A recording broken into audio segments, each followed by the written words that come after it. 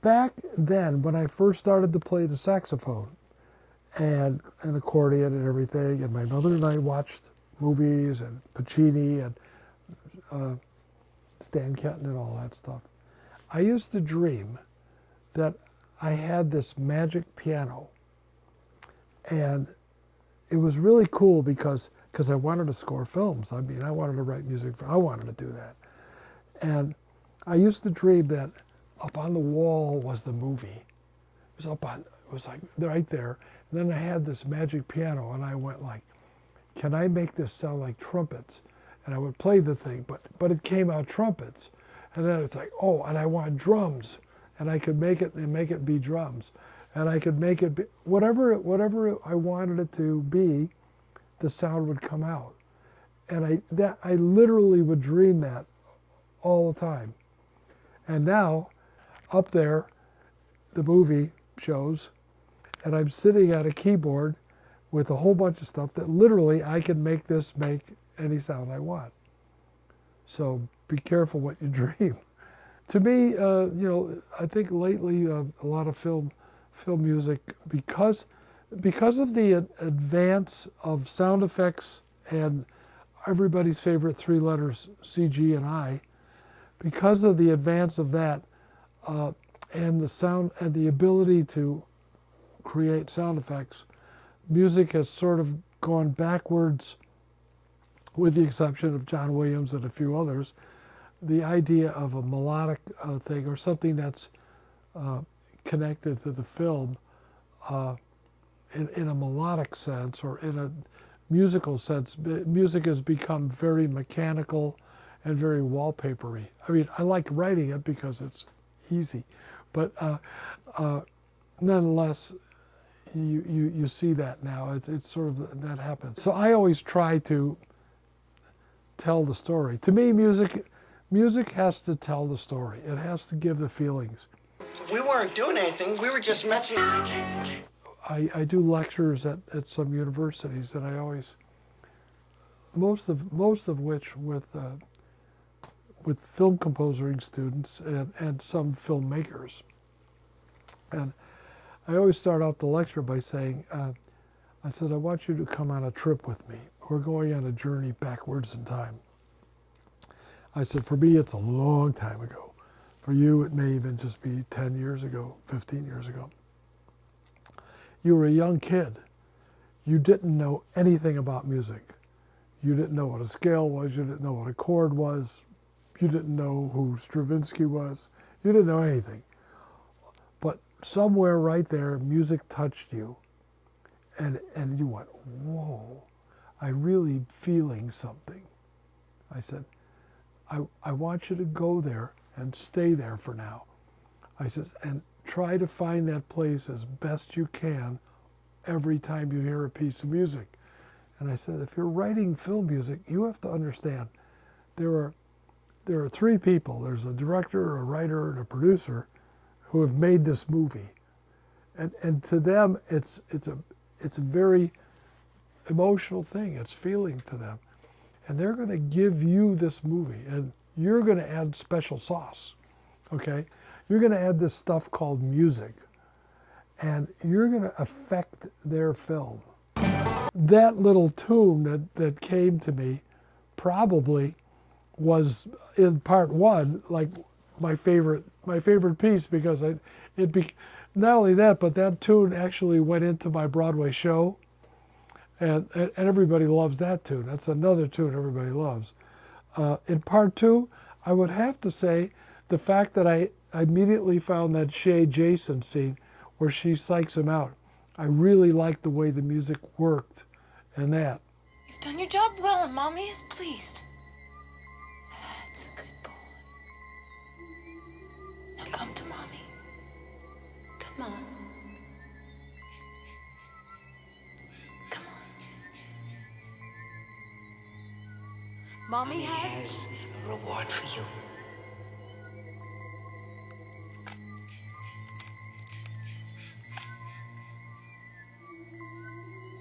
What was going on with part three was that at the time I had a Broadway show called Play Me a Country Song that I was putting. we were in rehearsal and working, and like most Broadway shows, it ran 2 weeks in one day. But I learned a lot from that too. But what happened was Steve Miner, who had directed that, he goes, Harry, he goes, we only need new music, because we could use from part 1 and part 2 for a lot of it, but we only need music for this scene, that scene, like, I think there were like 6 or 7 pieces I wrote. That was it.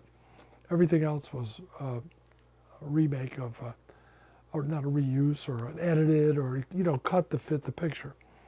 A fellow named Jack Tiller, a great music editor, learned a lot from him too. He cut it, and at that time, my friend, my manager, took care of my publishing and stuff. Ed Newmark says, "Why don't we do disco, horror disco?" And it's never been done before. So anyway, there was a guy named Michael Zager who had a hit dance troupe at the time, and he was friends with Ed. And so I went over to Michael's place with pieces of my score, and I said, "Okay," I said, "Here's what you've got to do. You've got to use certain things. For example, you've got to use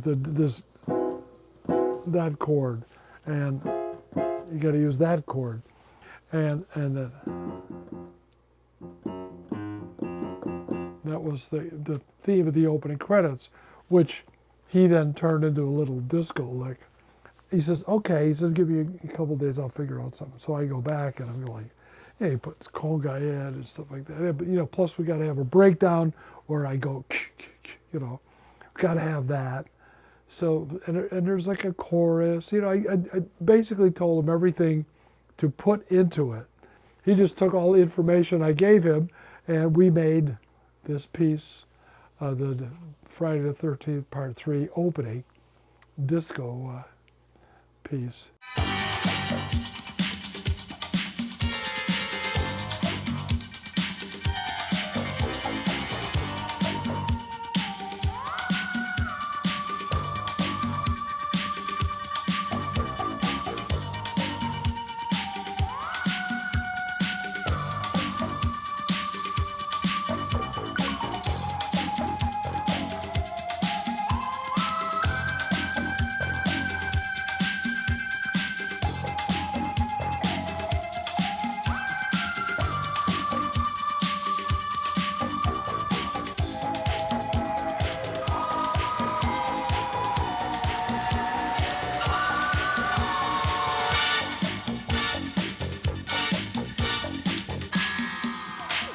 Part 4, that was Joe Zito's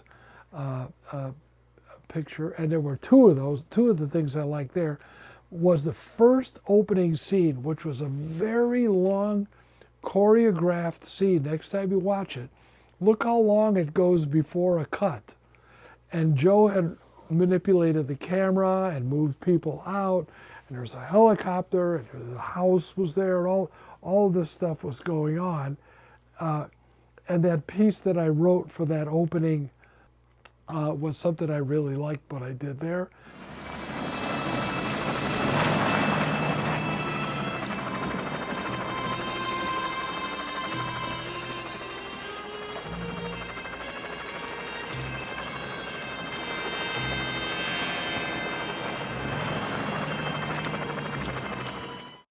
And then subsequently, the scene where the Corey Feldman where he turns into, that whole sequence of film there.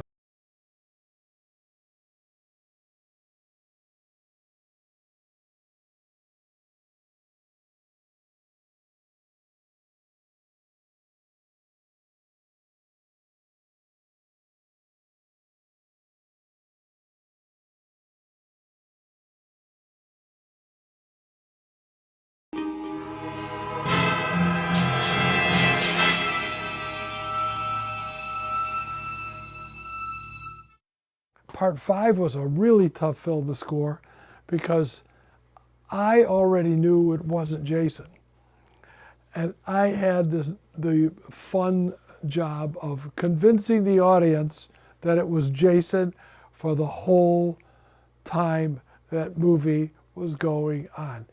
And I think I overscored it way more than I would have scored it, but I just wanted to make it as gigantic and crazy as I could.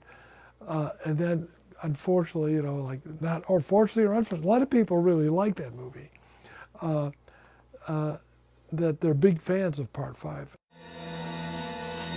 Fuck you, lunatic!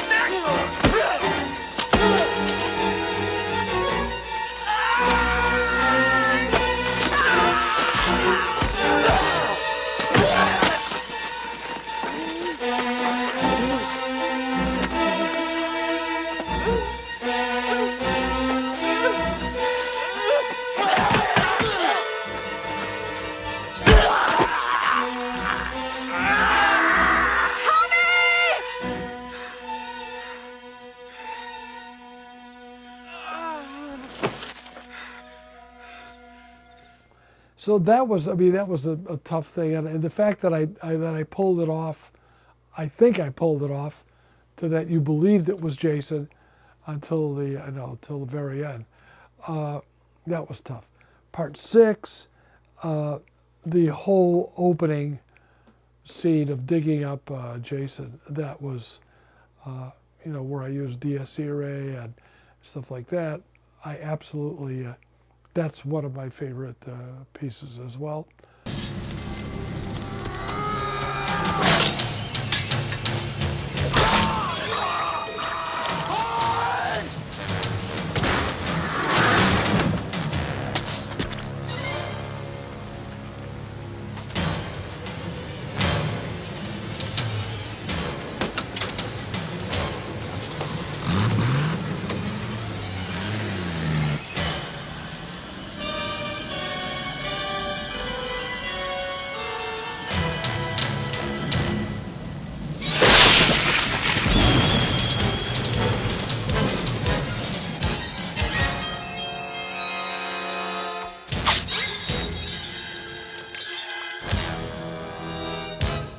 When 7 was offered, I think I was working on Deep Star 6, and I don't like to do 2 movies at the same time because I'll get confused. 8, I think it was done in Canada. There's a special tax rebate that you get if you use certain Canadian people, like a cameraman, director, actors, and one of the things is a composer. So it behooved them to use a Canadian composer, above and beyond the fact that I was just overworked. Then we go to 9. 9 had a lot of cool stuff where I used voices and what I called my Humpty Dumpty. I called it Humpty Dumpty, but it was sort of silly. But it was a notes bouncing around real fast because, I mean, they blew Jason into pieces. So the point was, I mean, how are we going to put Jason back together? So to me, it was like all the pieces of like a, what do they call it? A jigsaw puzzle, like a jigsaw puzzle. So to me, it was all these pieces that were eventually going to come together. And then I brought in some voices, which never really had before, for the final scene where Jason gets pulled into hell by Freddy. And that picture was a lot of fun because Jason was body jumping or shape shifting, I don't know what you want to call it. So it had a lot of cool elements to it. And then 10, of course, was Jason in space. That was fun too because there were like completely different kinds of music that I had to write. But at the same time, again, bringing up elements that were still like for example, when they do Virtual Crystal Lake, remember where Jason with the girls with the sack on a tree and then the Uber Jason, the big gothic sort of sound.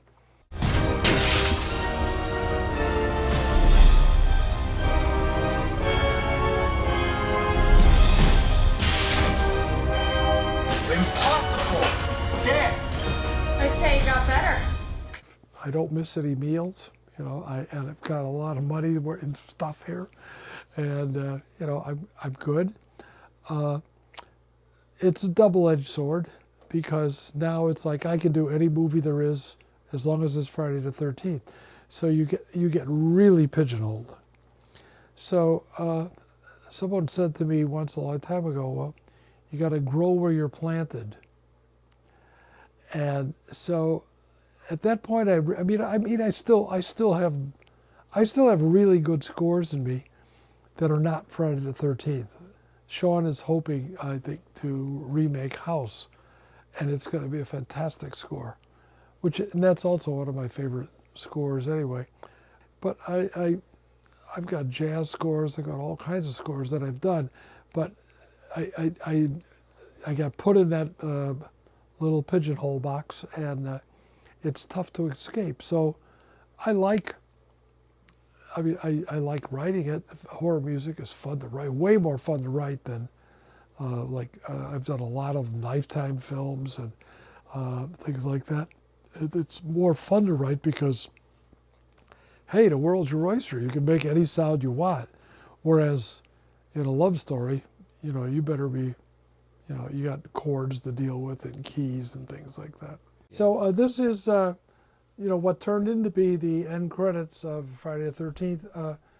It was Sail Away Tiny Sparrow, the little country song that I had in the diner scene. But then I just played it slowly and sort of dreamlike.